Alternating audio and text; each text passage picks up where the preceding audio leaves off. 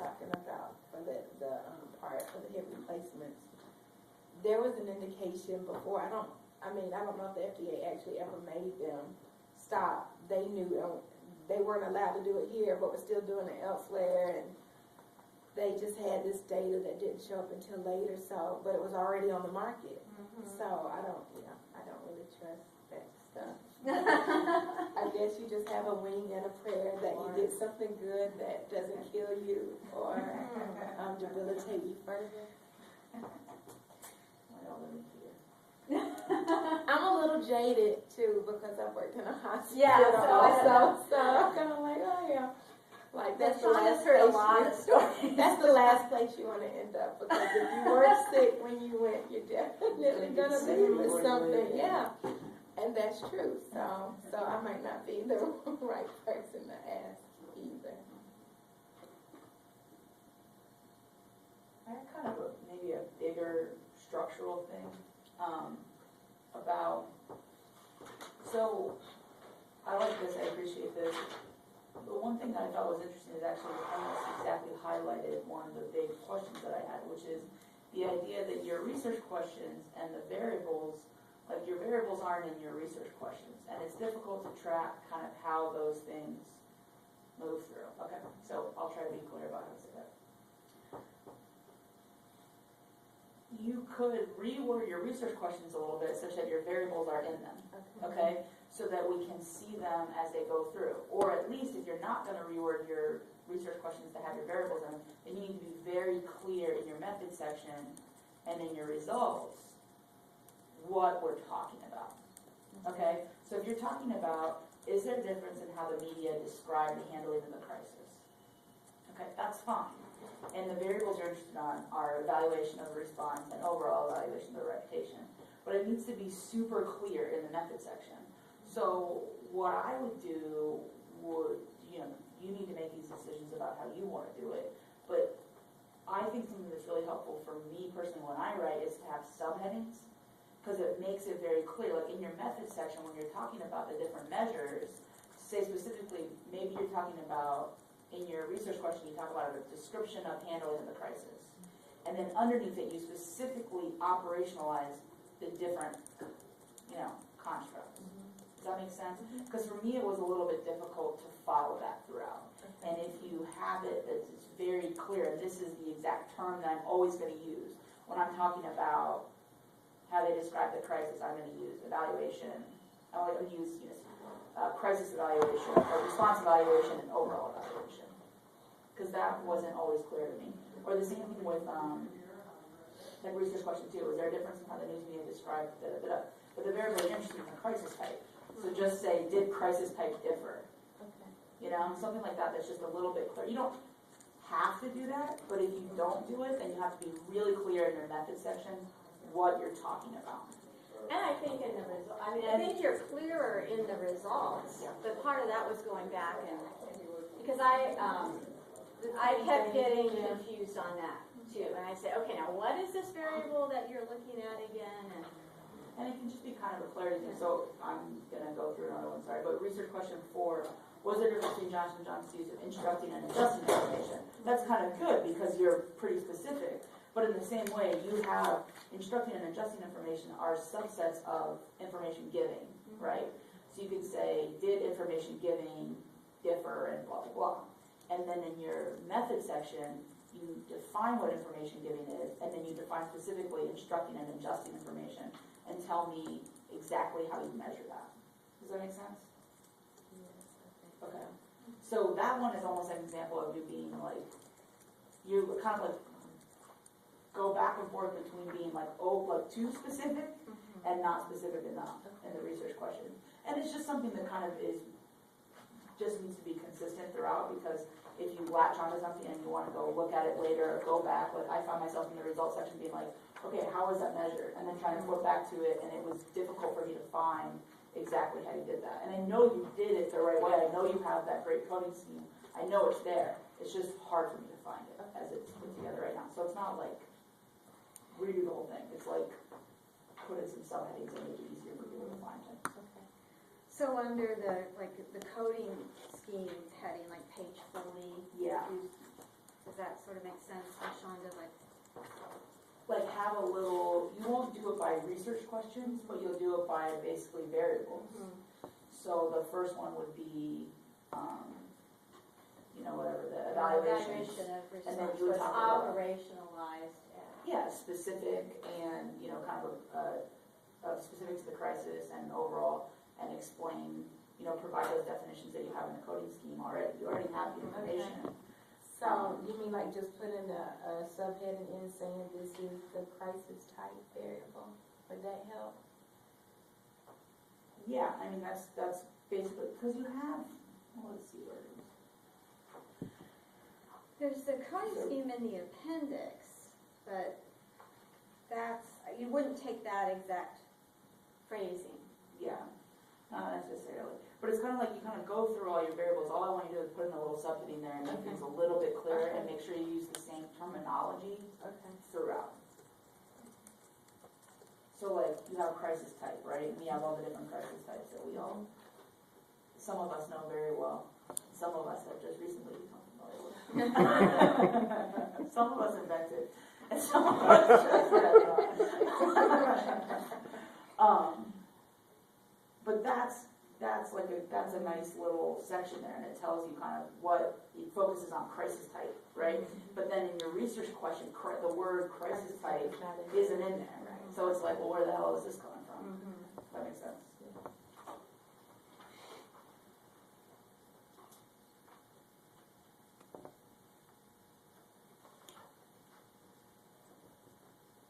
Yeah, so that would involve just some rephrasing of the research questions. And I think there was one that was clear, the reputation management. Yes, that one was That awesome. one's Sorry, I clear. started. That one's That one was okay. good. That one Yeah. was the awesome one. Because then when you get into the method section, you have a subheading that says reputation management strategies. And then you say, blah, blah, blah, blah, blah, blah, here's what that means. Here are the specific ones and how, you would kind of get to those. So then I know exactly what you're doing. But yeah, that one was great. So it's implied in there, but it just requires some digging. Okay. So if you could make it a little bit clearer, I think that would help us. And it probably would help you when you were going back and kind of tracking things down. I know, you sort of got it laid out here, but we still don't know, like, okay, evaluation, how was that operationalized? So by operationalizing, we're asking what were those categories that you were looking at? Well, like I said, it's not more work. It's not something you haven't done. You've already done all the work. Like I can tell you put a tremendous amount of work into this. It's just kind of moving things around a little bit so that it shows it a little bit more clearly. Right. And I think probably one of the things is that when we came up with those research questions in the prospectus meeting, they looked like this. Yeah. And so I never really said to change those to make them much more specific. But I think that is a good example of a readability issue. It's going to be much more reader-friendly. Yeah, sometimes when you get into it, like it all is so clear to you, and then you look at it again and you're like, oh no. And I think you probably, I kept saying like, what's that variable again? So that's a good indication that would probably help. Yeah.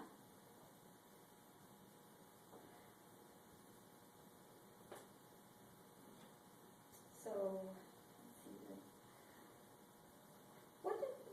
Dr. Newberger, what did you think about, we were struggling with the data, with the frequencies, and there were such low frequencies, so at some point we said like, okay, well, if we just look at cases where this was reported, I mean, I thought, so we didn't report the chi-square analysis because it would have been unstable.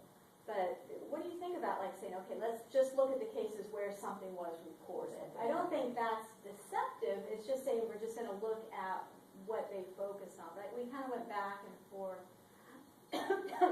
Yeah, I mean,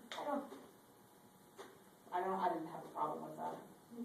I think that's fine as long as you're clear about what you're doing, which I feel like it was clear. It's got to be clear that you're not trying to overstate things. And I do have to say, yeah, I think you did a really good job of not trying to overstate things, because that is what, you usually see when you don't find a lot of something, people try to make a big deal out of it.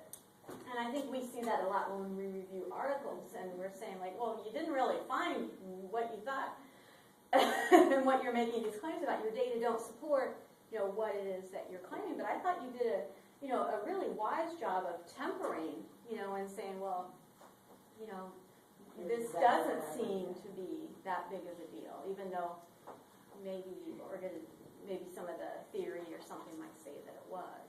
And I was so disappointed. Yeah. That was something I learned too, that just because it doesn't have statistical significance doesn't mean that it's useless. Because when I first ran everything, I'm like, shoot, nothing is statistically Sometimes, significant. that happens. And sometimes you get data that you can then kind of relook at, like the HALO study that I had mentioned to you, where we could look at just some specific data where there were these kind of the outliers of the group, like the extreme cases. Sometimes you can do that, but that doesn't make sense here. And there's no sense trying to scramble for things that look like you're really reaching too far. Yeah, I appreciate that too. Sometimes you look at something like and you can find significance, but it's not meaningful, Right. So we can see that things are happening here, even though they might not be, the only thing you can really do would be like do power analysis to figure out if you had a bigger sample. That's not really necessary at this point. But you probably could have found significance somewhere on something that wasn't actually substantively significant, although it was statistically significant. And I was like, I hate when people do that. Like, we had a sample size of 17, and it's like, no, this doesn't matter. Like, you don't understand. Nothing happened. I have one question about the on page 58 about the reputation management strategies. I feel like we were talking about that somewhat recently, and then I got off track a little bit.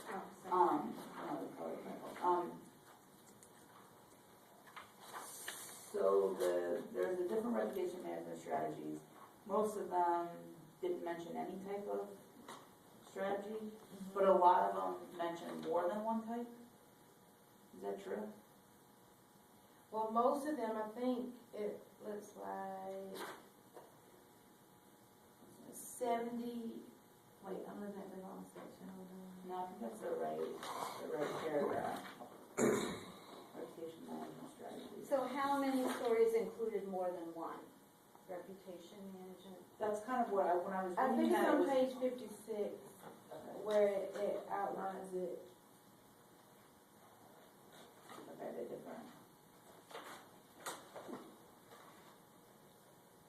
So like a lot of them, there was 1, 2, 3, 4, 5, 6, 7. 7 of them that weren't described at all in the 1982 coverage, and then the ones that did were pretty small. And there were 78% of it didn't describe it at all. So I think that's what I said. There were a lot of categories that didn't have any occurrence at all. That's what I was referring to, because there were those 7 that weren't there, and then all those that didn't even refer to it at all.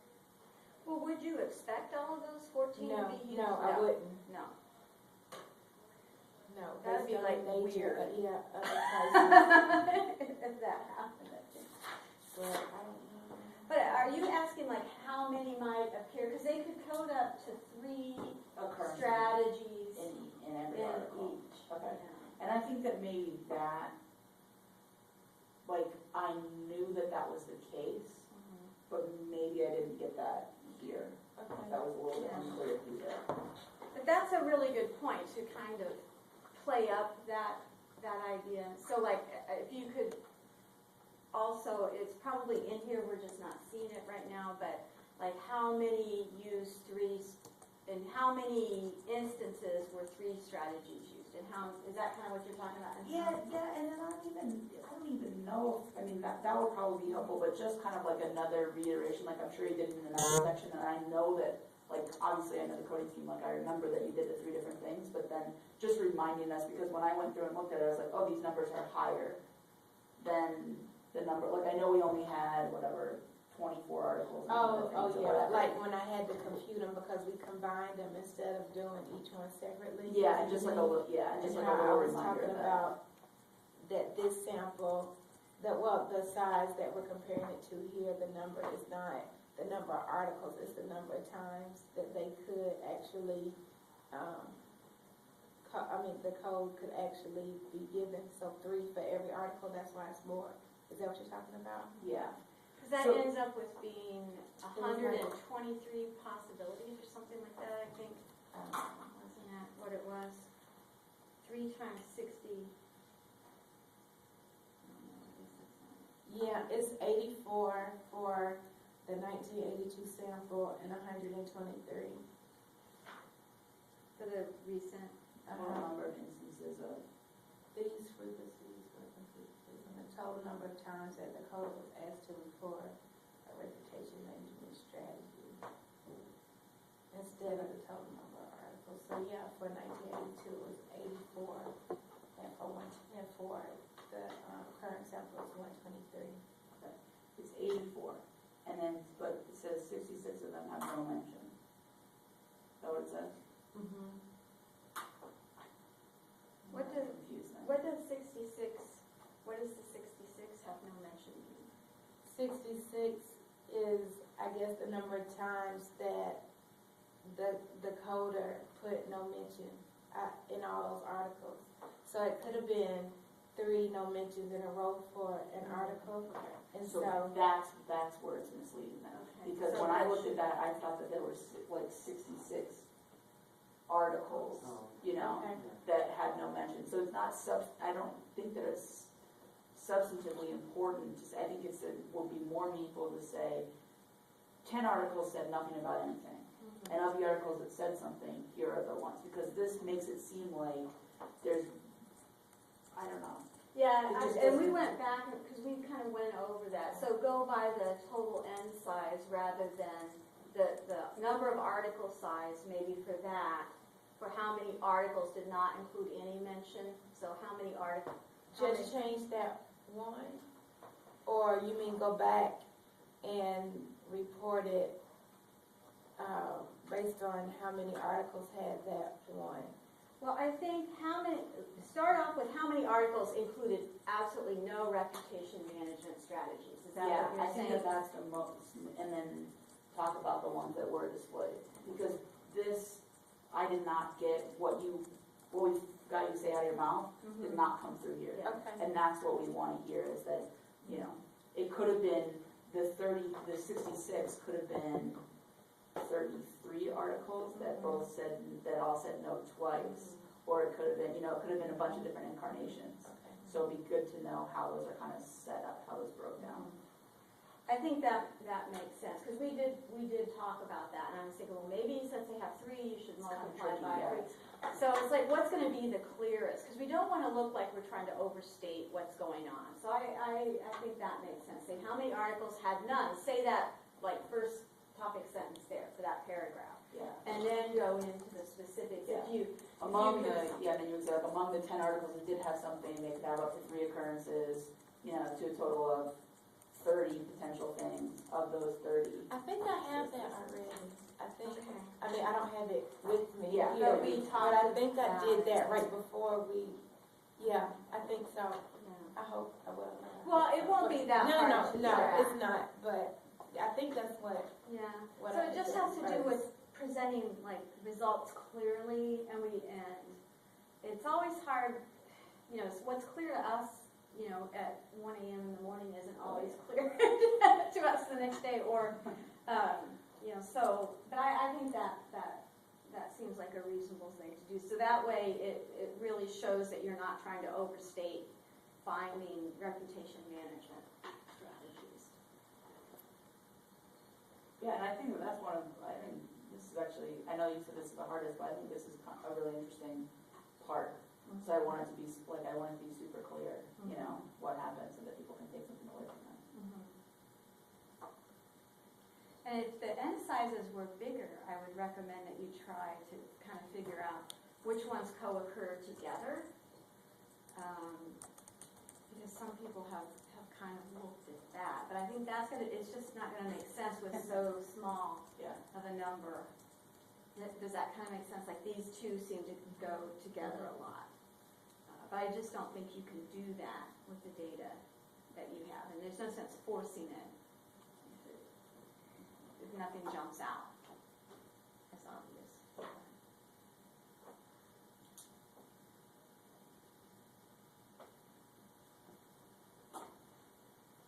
I have two other little things and then I'll stop harassing you.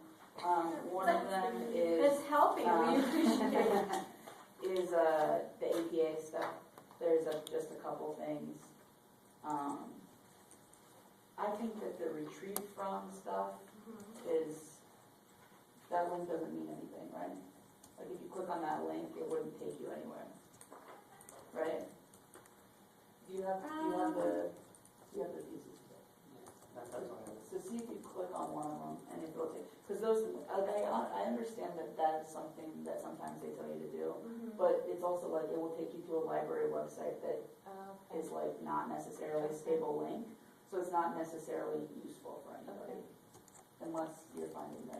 Now, if it's, like, some of them though. If it's a are- website or something. Or they're like the New York Times specifically, Absolutely. that But for the journal articles, yeah, because then it's gonna take you to like some login screen, right? Right, And then it's just yeah. like some death spiral that you can never get out of.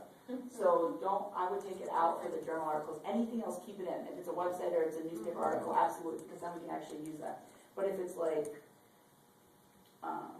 So if it's for MCQ, Yeah, like, it's take it out. Yeah, journal of marketing research. yeah, we don't need that because we can find it. We have the information there. And that was kind of another thing too, is that they're like, some of these had like DOIs, but some of them didn't, which it can be difficult to find the DOIs and a lot of I stuff looked here in the doesn't have APA them. book and it said if a DOI wasn't available, then put the retrieve thing.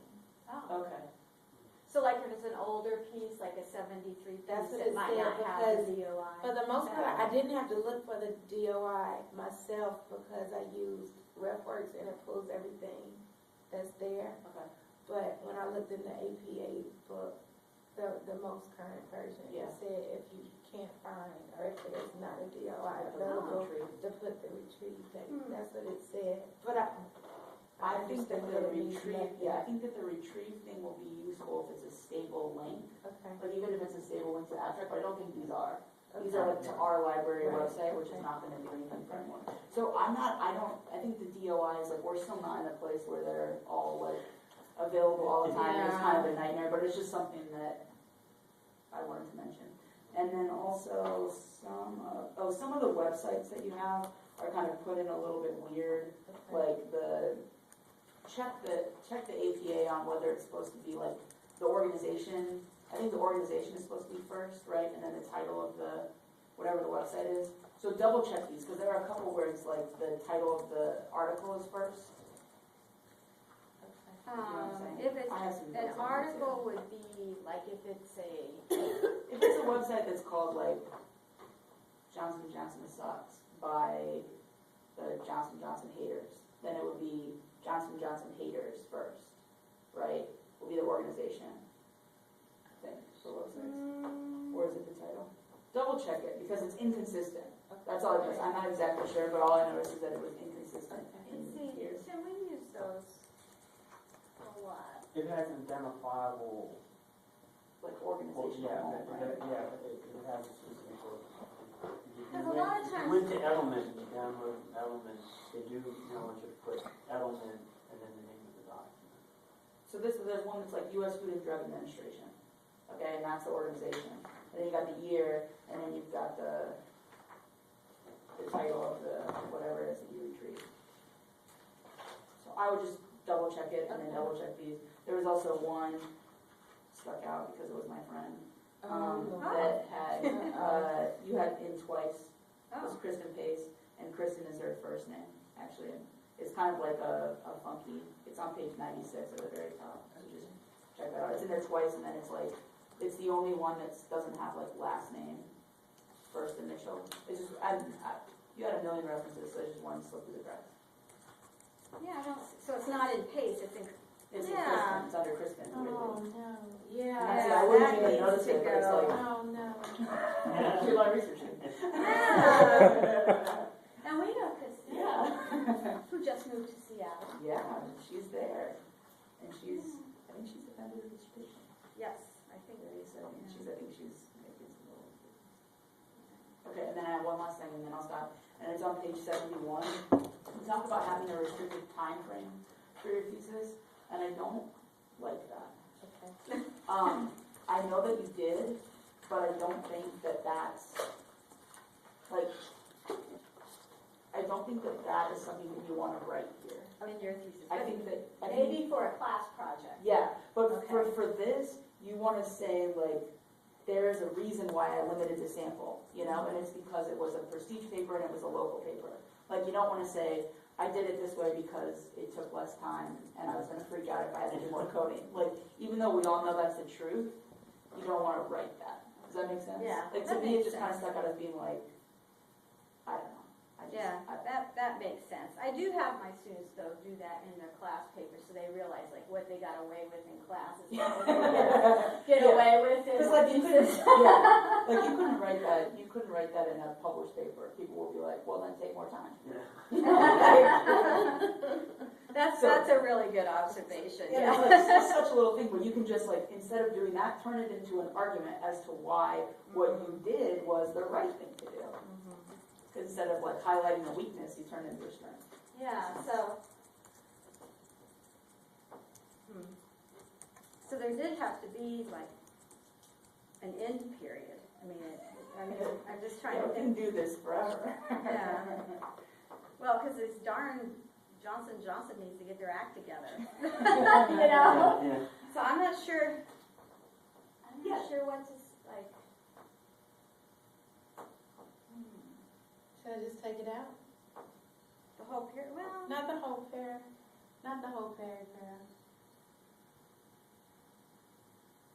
So you think if you start with the second sentence, you think that says it?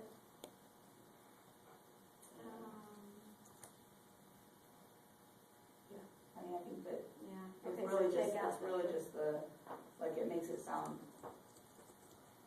you don't want to make it sound. And then second. I could add a little something to the second one, but just not say it like that. You know, when you mentioned like the traditional media outlets, one of the things, like social media didn't exist. It's hard to believe back in there was a time when social media didn't exist, but I mean, you couldn't have analyzed it if you wanted to. I thought that was a really neat observation, actually, that I wouldn't have really thought of. Like, that changes a ton of things. Oh yeah. Oh, see, in PR we are so aware. Yeah, I mean, obviously, it's obviously it's super important, but I read something that's like, la, la, la, and social media is like, oh. Yeah, tell Ryan that, who's teaching the whole class. I know, right? Yeah, actually, crisis management would be a lot easier if it were not for social media. I know, right? Because some Why? start in social media, Yeah. and which is interesting.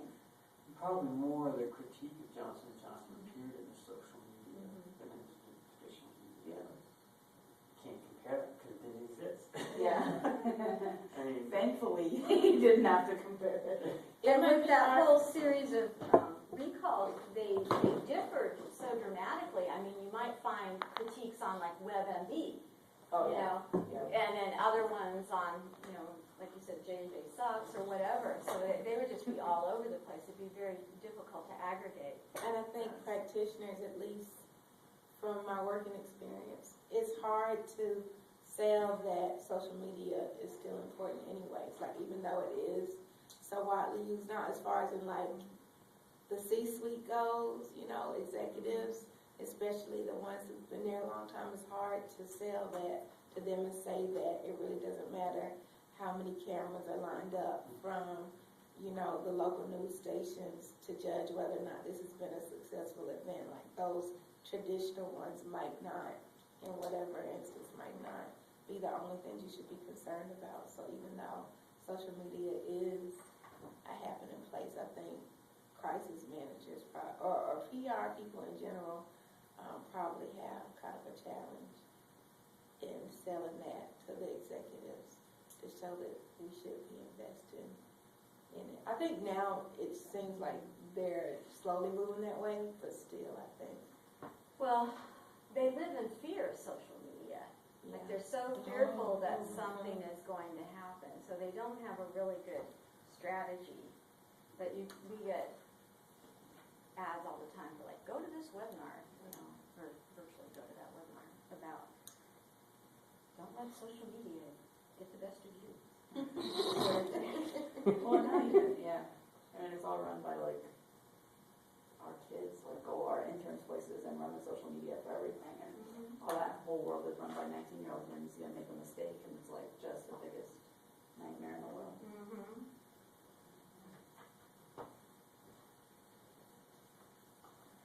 So, it sounds like you learned some things about statistics and from this process, and LaShonda's taking a class tonight.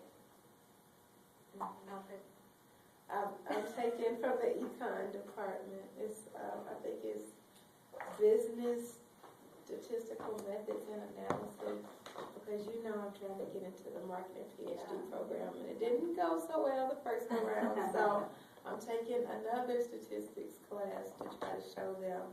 Which after doing this now, I feel like I might actually learn something. Not that I thought I knew everything about it, but now I do want to know more because I want to be better equipped when I start that. So you things differently over there too. A lot of Business regression, statistics, a lot of I'm guessing, marketing, they love regression. Not that there's anything wrong with it, but I mean like they live for regression, and maybe structural equation. You probably won't get that advanced, but I think that's something, that has been valuable with this, is that you were learning about, like, you kind of learned what you didn't know. Yes. And then you. Or what I thought I up to knew. speed, yeah. What I thought I knew. Yes, and I didn't really know, but now I have a better idea. And even some of the things that we actually did in statistics class that seemed kind of just a part of the routine, I now have seen the application of it because I've had to do it myself, and I think I've learned more, and I understand more what we were doing then, now, because I've actually had to apply it versus just looking at quick examples of it that we can go over during the time, a class period.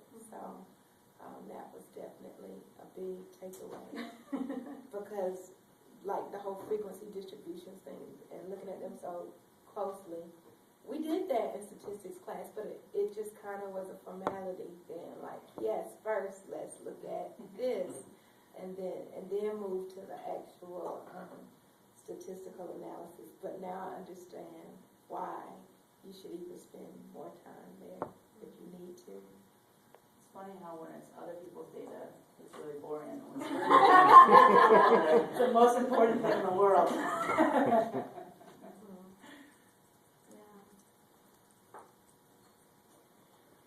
Other questions or comments? Let's make research question 4 more parallel to 5 about the news coverage that's listed. It's still news coverage of instructing and adjusting. Oh, yeah. Because Wasn't really there. between the, is that your computer like cricketing or? That's what? my water. No, that's the thing up there. How many? Oh, no, I hear like crickets or something. I just thought maybe it was, it's not coming from there, it's coming from. Anyway, but did you see what he's saying? Because we're not saying that Johnson & Johnson is using instructing, but it's the reporting of Johnson & Johnson. So that's a really good point. And that's, I caught a couple of them in the document too, in the discussion, where you have to keep going back to, it's what the media is saying. The media is reporting about Johnson & Johnson, not that Johnson & Johnson is using this, but the media are reporting that Johnson & Johnson said this. So that's a really good catch for that one. So that's number 4. And then we said we might also consider like incorporating those specific variables. Like this one does say instructing and adjusting information, which to me makes sense, but you gotta say that it's the media coverage of Johnson & Johnson. Other kinds of issues? well, why don't we have Shonda step out, and Jeff, you'll have to step out for a minute, so we